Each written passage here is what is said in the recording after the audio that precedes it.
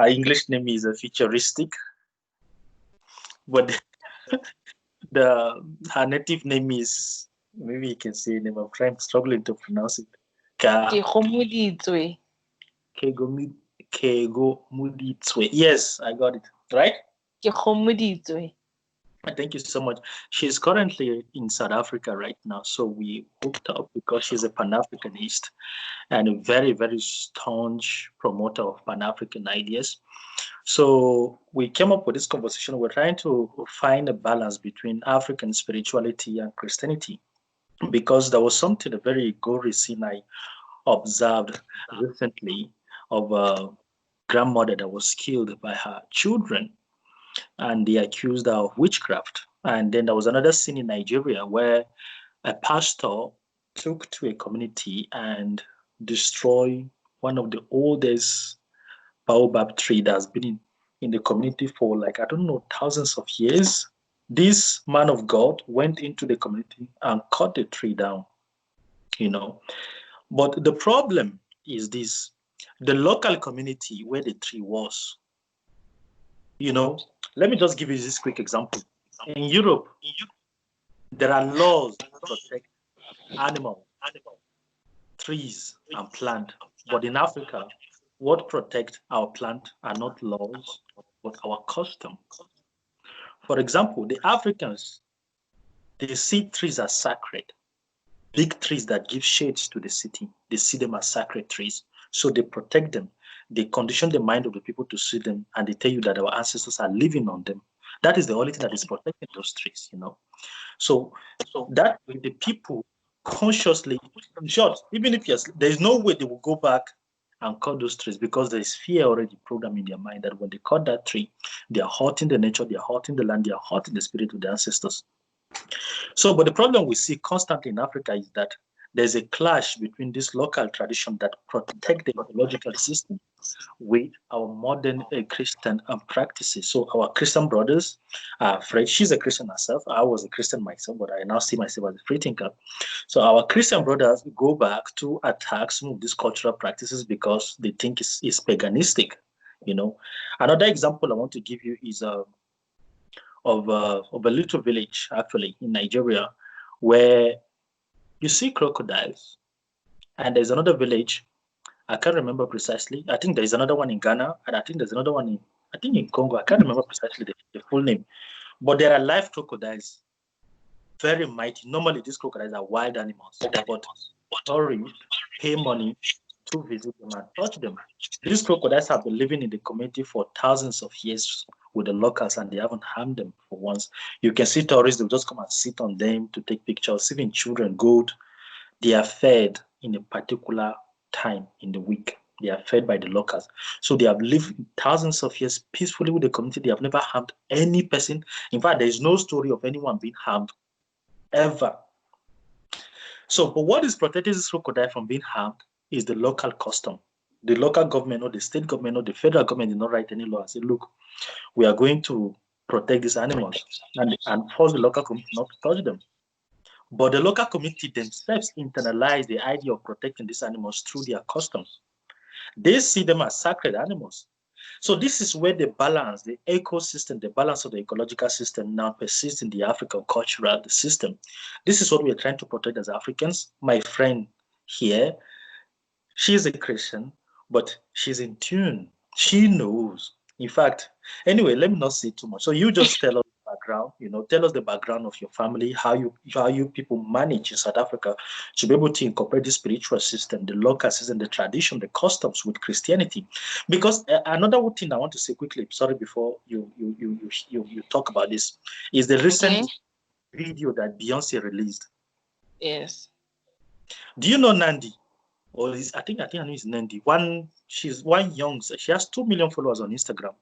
She's a popular South African, actress. So she acted as the Black Queen in this Beyonce recent video. She acted. So the problem is that there's Yemi Alade, there are other, even Tiwa Savage, most celebrities acted in it. So, but the problem is that Africans, a lot of Africans came out and they started berating her work.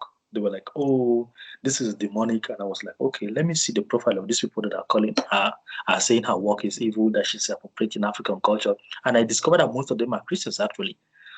So there's this conflict. There's this conflict between Africanism, African culture, African identity with Christianity. I want most African Christians to know this, that there is a difference between Christianity and Eurocentrism. What I see today is that most African Christians are Eurocentric.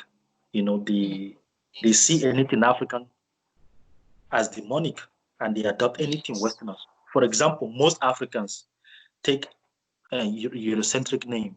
Myself, my parents call me Innocent. There is my brother, he's called Joshua. This one is called Joseph. This one is called Monica. This one is called this. But this is the problem. This is the problem we are having. You will never see a German taking French name.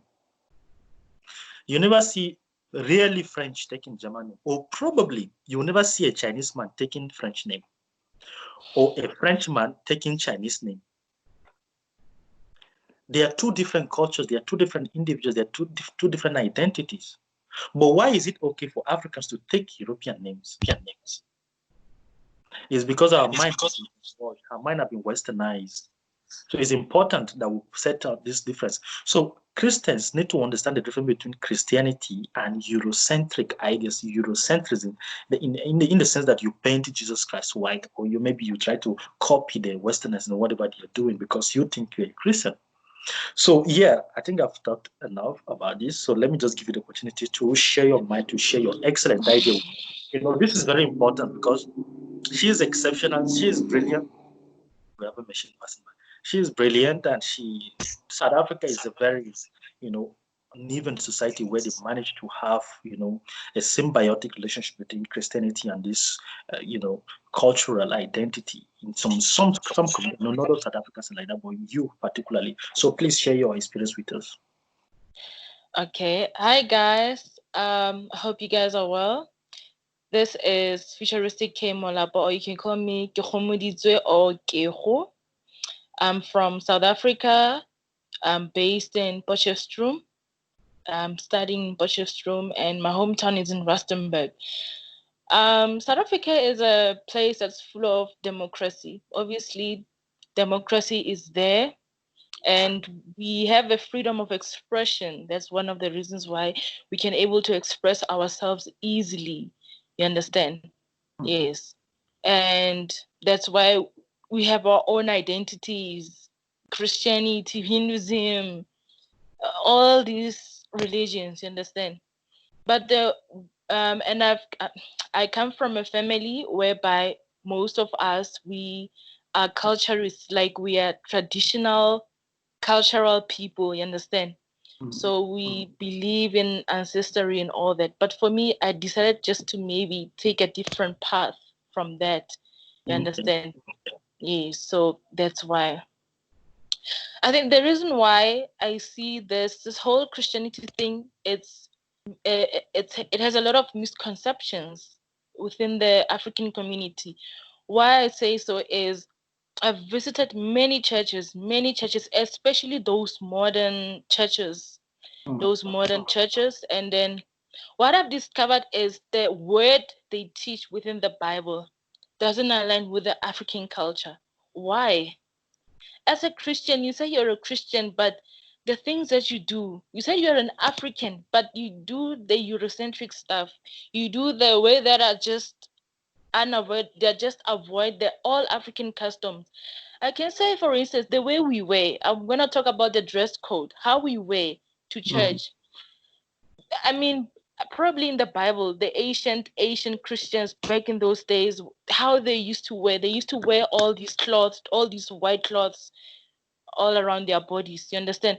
And it wasn't fancy, or it wasn't they didn't have any that kind of a bling or something like that.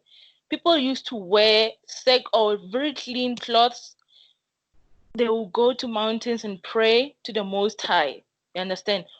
Or go to the river and pray. That's how the way I see it. That's how the way I see it. That Christianity back in those days, I see it as a holistic than the one that is right now. And in regards of the church, a church is not a building. A church is within you. One of the mistakes that most pastors make is they build so many branches around South Africa or around Africa on its own. But what do they teach? What kind of word are they passing to the congregation? What kind of word, what kind of, and the worst of all, they don't question the values that are within the country. They don't question. I can say, for instance, there is homosexuality is allowed in SA. You understand? But I'm sorry to be harsh. I'm sorry to be harsh. You understand? But within regards the Bible, is it against it or not? You understand? We don't question such things because we need to accommodate more people. And this is where it's totally is wrong. Because the truth, it is harsh. The truth chases people away. You understand? Yeah. So the church is not a building. You can build thousands of churches, but what kind of word are you passing on to your nation? You understand? And the issue of tithing, there's this thing that maybe when you tithe, you're supposed to pay. Pastors they have this, pastors have this kind of technique. They're so skilled on the manipulation technique, whereby they'll manipulate you to take out a sum of money, and you feel guilty that, okay, let me just take out the sum of money just to show that appreciation for the Most High, but without realizing that this you're not free enough to give out the money. This should come from your own heart that you should give out the money. And the way I see it, tithing is not a requirement. Tithing is not a requirement. Why would each and every Sunday when you go to church we have to tithe? Each and every Sunday, each and every church service we have to tithe. I mean, coming to the economics of it, many Africans, we have this thing that I have to put a certain amount of money during this month to tithe for a church. But is that church giving back to you as a congregant of the church? You understand?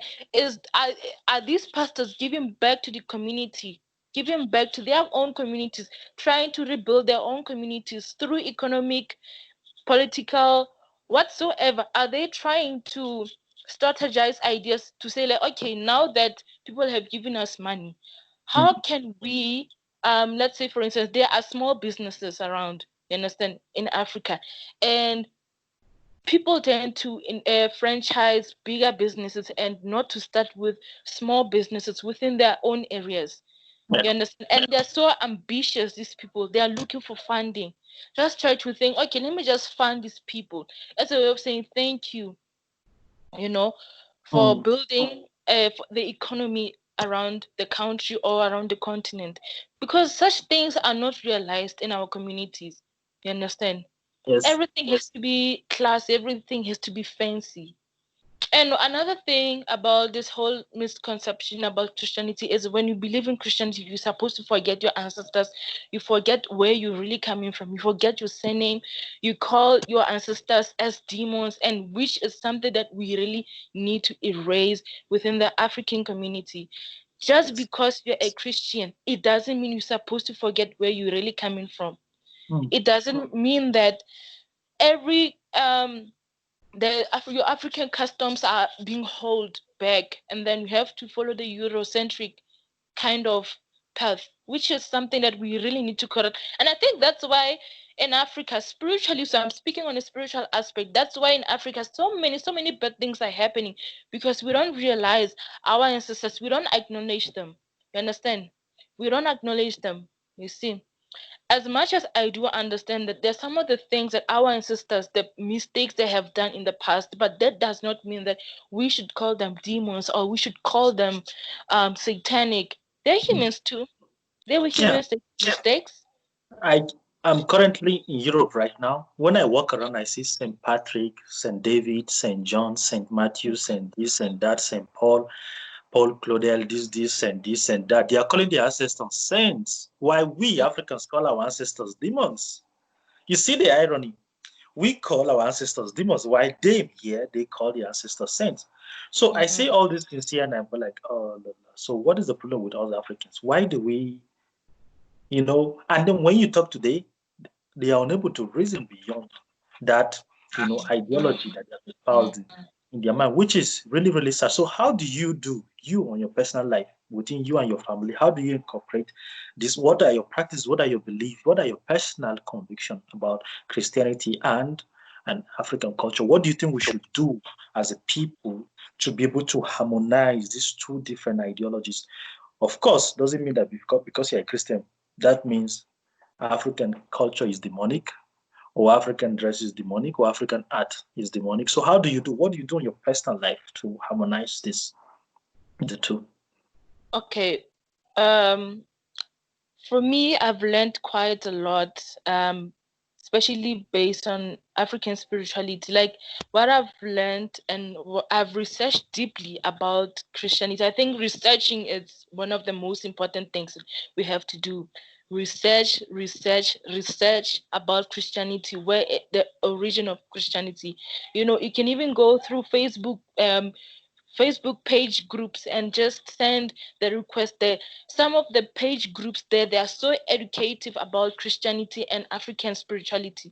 They would combine them into one to such a thing that you would understand that this is the way actually. Everything would make sense. Or else I could recommend a person that I usually follow is Dr. Mumbi. You understand? On Oh, okay, yeah, I follow her too. Yes. Yes. So Dr. Mumbi, for me, I don't know. If it wasn't for her by now, I would have stepped into this low Eurocentric type of a vibe without understanding much higher about African spirituality, how it correlates. You see how she understands Christianity, how she correlates it with African spirituality. This is one of the things that we need from our pastors as well. That You is true. understand? That is true. Yeah. So for me, research, make Google your friend, even though Google doesn't provide enough information, but just go around, research. You understand? That's the best thing. And for me, for my family, it's just that at this moment, my family hasn't kind of adopted to the situation I'm in right now. You understand? So Yes. they have stuck up in their own beliefs, but for me, I just took a different path. You understand? What did they think about you? When do they think you're crazy? Yes, they think I'm a mad person. I How know, do you right? feel about that? How do you feel? Nobody's supporting you. Nobody really can relate with what you're saying. The thing is, what I'm going through right now, it will pass. They will once understand that this is her way and it's an end. Probably they will feel like they want to follow it. You understand? So for now, all these things are happening. It's just that I'm a person that also believes in spirituality. So all these things that are happening are just spiritual. You understand? Okay. Yeah. Mm. Okay. So so but so you believe this is a transition period for you, that it will pass. Like, Yes, it's just a okay. transition period. But these are people, the people around you are judging you. When you speak, they do not understand. They'll be looking at you, they'll be like, what is she saying? Like, is she going crazy? Should we take her Mm. to the hospital? Because this is very interesting, because I went in my 20s, I went through a period of cognitive dissonance. I was pastoring at the same time thinking, what am I doing? I kept asking myself questions when I was reading the Bible. This doesn't make sense to me. The Mm. violence, the killing, some very shady stories in the Bible. I Mm. thought it doesn't make any sense. That was when I started asking myself these questions. And my own journey, it was traumatic. It was traumatic. I went from Christianity to Islam to Judaism to atheism to today. I just see myself as a free thinker. But Mm. I haven't stopped researching. I haven't stopped reading. I haven't stopped. In fact, till today, some of the last research I made was about how many oceans we have around the world. We have seven I oceans. think seven oceans, yes. Exactly. So I try to how does fiber optic cable that provide internet around the world, how does it work? In fact, how many thousand kilometers of cables do we have? That was some of the little things. In fact, I even made research about satellite. I did research about a lot of things. So your mind must be constantly curious about knowledge. You must be able to understand a lot of things that Yes. are happening around you. If you just close your mind and say, "Oh, Christianity, I'm a Christian, I'm okay," the world, la la la la, you're going to heaven, you're Mm. fine. Oh no, no, no, I don't think so. No, I don't think so. I think doesn't happen we're that constantly supposed to research. So in your own case, I'm glad that you feel contented with, you understand precisely. Even if people around you not understand what you're thinking, they're seeing you as someone who is a little bit cocoa, but you say, okay, you have peace in your mind. And then you also have people who are exposing you to teaching like Dr. Mubi. I follow her every day. I follow her 2 YouTube channels. She releases videos I go in to watch. The reason why I'm able to flow easily with Christians and Muslims is because I've lived what they lived. I've seen what they have seen. I've experienced what they have experienced. But my atheist friends, most of my friends are atheists. They are not always happy with me. Oh, innocent. Why are you hypocritical? Why do you smile with these people? Why do you even go to church in the first place? Because I do go to church, actually. They don't know. I go to church, I go to mosque, I go to synagogue whenever I'm opportune. So they feel like, what is wrong with you? How can you sit down, listen to them telling you lies?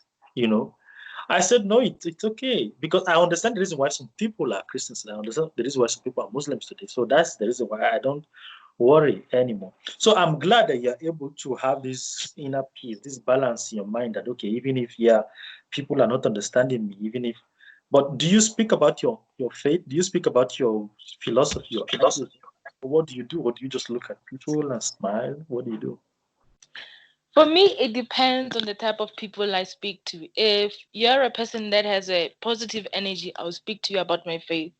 Okay. But if you have a negative energy and the negative perception, I can say there are some people who are woke, but the way they are woke, they're so arrogant. I'm sorry to say, they're so arrogant. Okay. I They're agree not with willing to learn. You understand? you. If you tell them about a certain thing that you feel in your heart that this is what I feel, they won't listen. They're just close-minded. So it depends on that. Those who are open-minded, who are open to new ideas, these are the people that I can speak to. Understand? Yeah. Yes. I see. Okay. That's particularly interesting.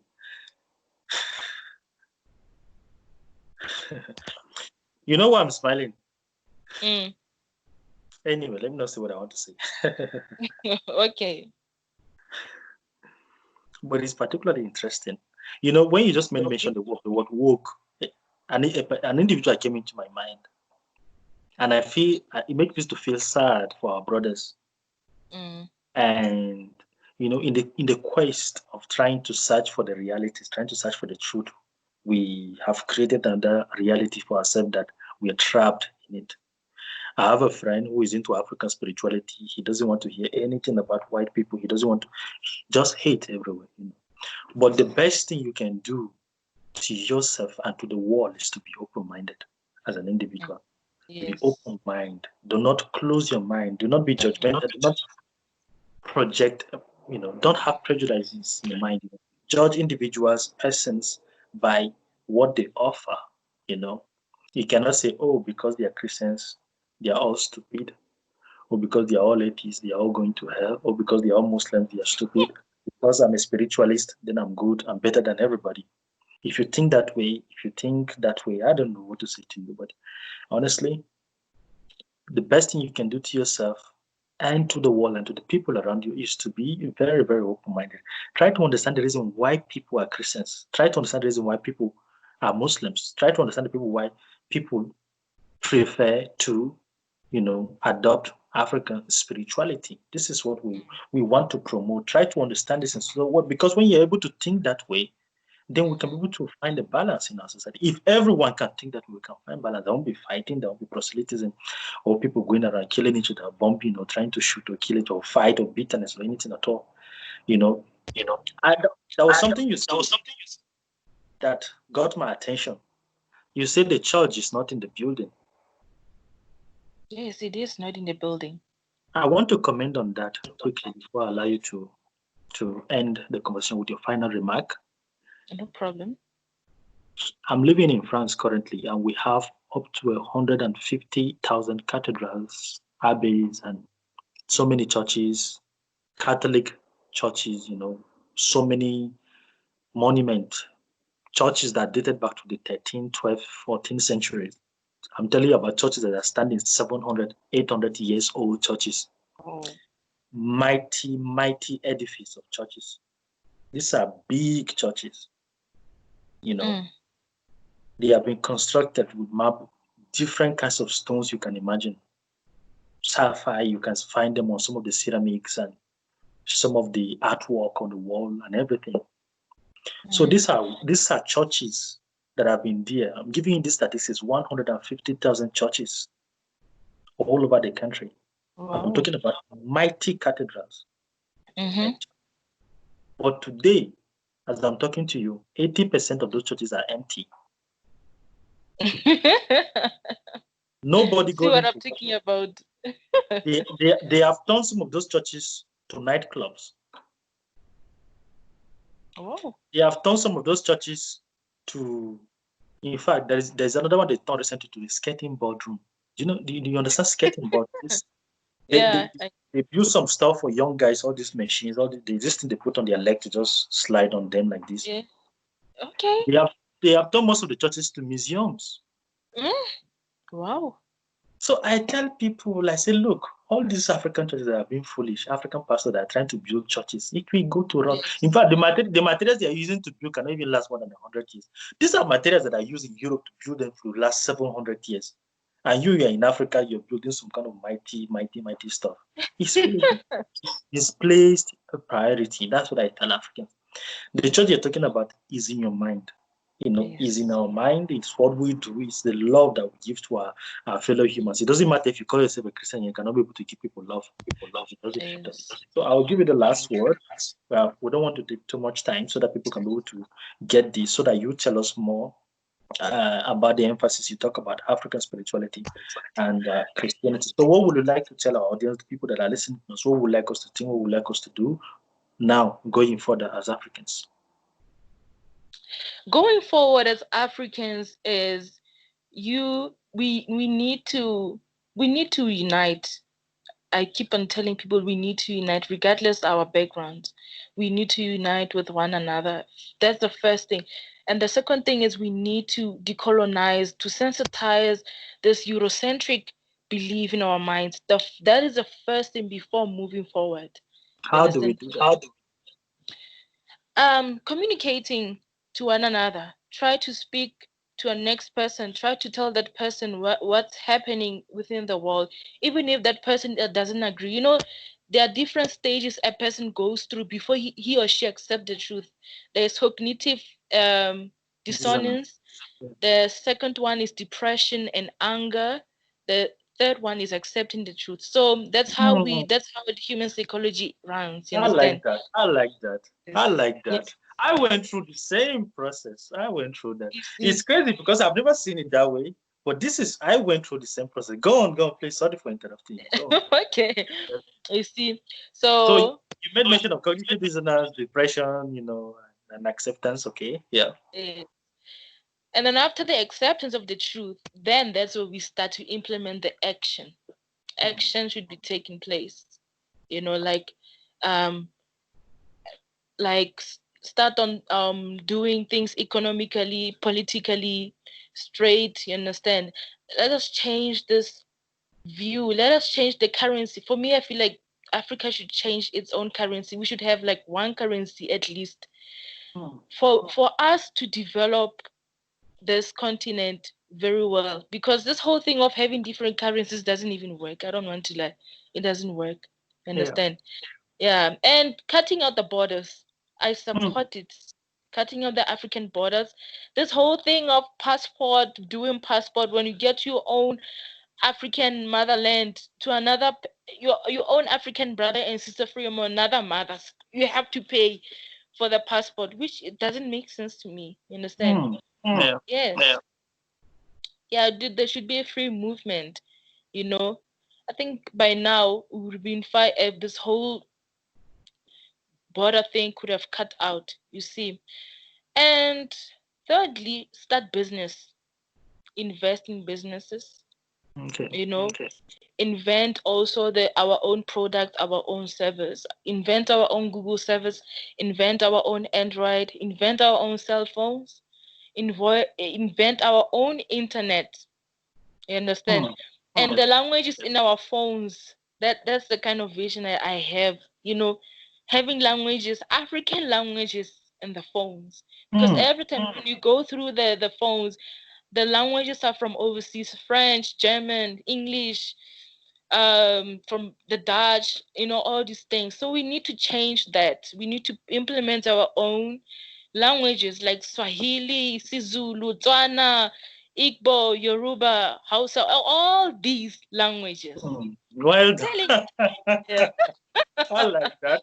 I like that. And listen to our audience as she's speaking, providing these solutions. We don't need to wait for our government to do these things. We can do them individually. When she talks about starting up businesses, the government cannot start up a business for you. Any field, if you're into fashion, go into fashion. Remember, there was a time H&M did some kind of racist ad, and all we could do as Black people is stand up to boycott H&M. Everything finished, we went back buying their product again. No, we cannot protest. We cannot boycott. What we need to do is to replace them with another alternative.